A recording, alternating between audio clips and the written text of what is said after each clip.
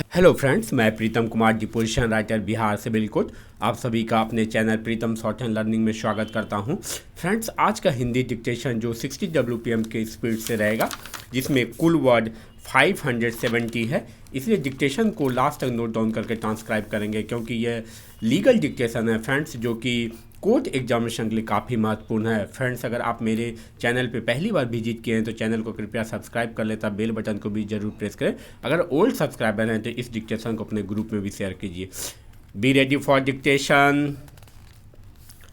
अपीलार्थी किराएदार के विरुद्ध प्रति उत्तर दाता मकान मालिक ने छत्तीसगढ़ किराया नियंत्रण अधिनियम 2011 की धारा 12 के अंतर्गत बेदखलगी आवेदन प्रस्तुत किया था, जिसे किराया नियंत्रण प्राधिकारी ने आदेश दिनांक 14 फरवरी 2015 के द्वारा अनुज्ञात किया। स्टॉप। अपीलार्थी ने इस आदेश के विरुद्ध किराया नियंत्रण न्यायाधिकरण के समक्ष प्रथम अपील किया, जिसे आक्षेपित आदेश दिनांक 1 दिसंबर 2015 के द्वारा न्यायाधिकरण ने निरस्त कर दिया और किराया नियंत्रण प्राधिकारी के आदेश का अनुमोदन कर दिया। स्टॉप। अतः अपीलार्थी ने अधिनियम की धारा 13(2) के अंतर्गत सीधे उच्चतम न्यायालय के समक्ष यह अपील प्रस्तुत किया। स्टॉप। Para change. छत्तीसगढ़ किराया अधिनियम 2011 की धारा 13 के उपधारा 2 के अंतर्गत किराया नियंत्रण न्यायाधिकरण के समक्ष अपील करने का निम्न प्रावधान किया गया है। किराया नियंत्रण न्यायाधिकरण के किसी आदेश के विरुद्ध अपील उच्चतम न्यायालय में होगी। स्टॉप। पैरा। अपीलार्थी के अपील पर सर्वप्रथम 18 अप्रैल 2016 को संबंधित पीठ ने अपील की पोषणीयता पर इस आधार पर संदेह व्यक्त किया कि क्या न्यायाधिकरण के निर्णय के विरुद्ध सीधे उच्चतम न्यायालय के समक्ष अपील प्रस्तुत किया जा सकता है। अतः संबंधित पक्षों को नोटिस जारी किया गया। स्टॉप।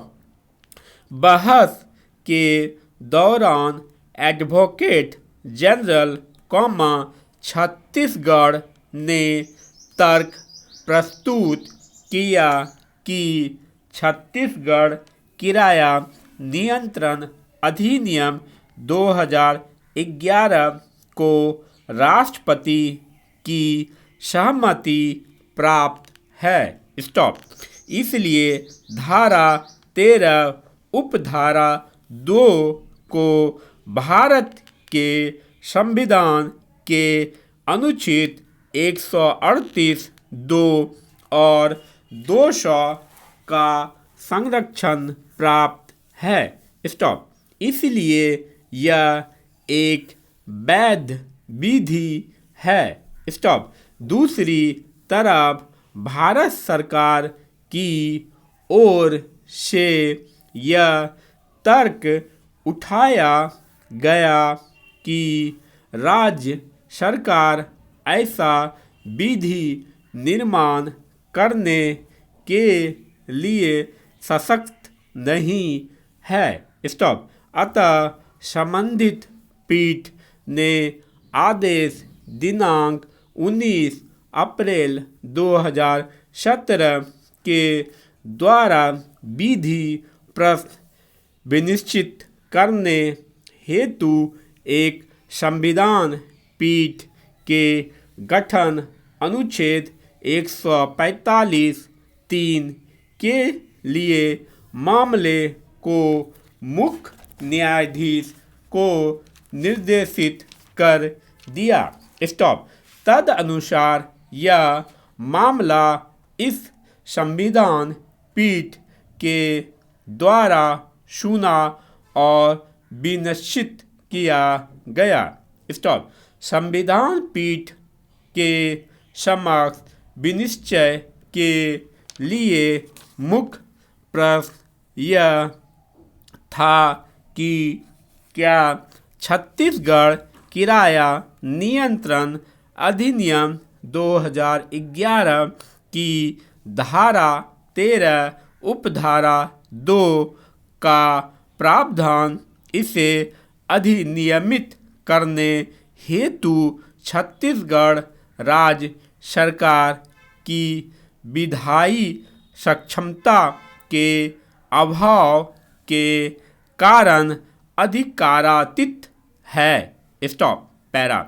संसद और राज्य विधियिकाएं अपनी विधि निर्माण की शक्ति संविधान के अन्य प्रावधानों सीमाओं के अधीन रहते हुए संविधान के अनुच्छेद 245(1) से प्राप्त करती है। स्टॉप। संसद जहां भारत के संपूर्ण क्षेत्र के लिए विधि निर्माण कर सकती है, वहीं राज्य केवल अपने राज्य क्षेत्र के लिए विधि निर्माण कर सकते हैं, किंतु संवैधानिक सीमाओं के अधीन न कि उससे परे।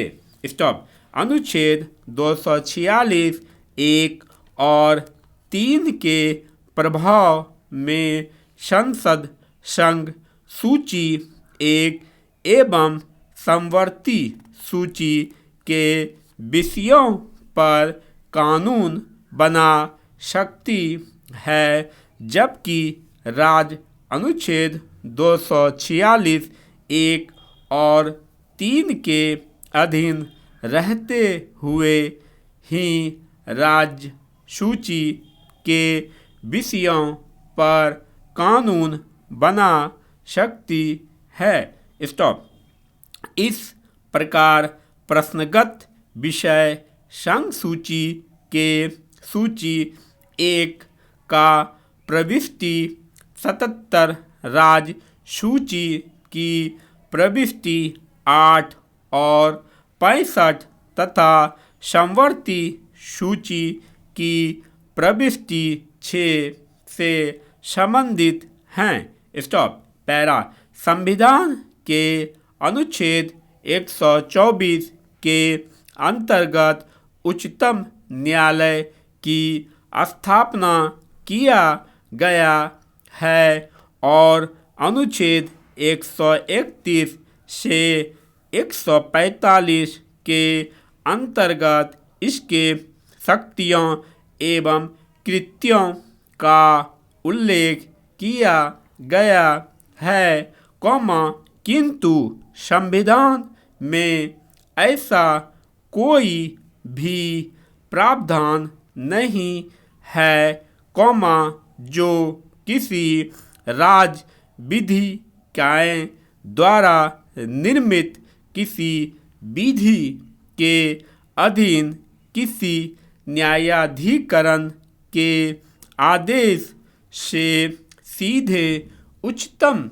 न्यायालय में अपील का प्रावधान करता हो। स्टॉप। संवैधानिक व्यवस्था में संघ सूची के सूची द्वितीय की प्रविष्टि 18 राज्य सरकार को भूमि अर्थात भूमि में या उस पर अधिकार भूकृति जिसके अंतर्गत भूस्वामी और अभिधारी का संबंध है और भाटक संग्रहण कृषि भूमि का अंतरण और अन्न संक्रमण भूमि विकास और कृषि उधार उपनिवेशन पर कानून बनाने की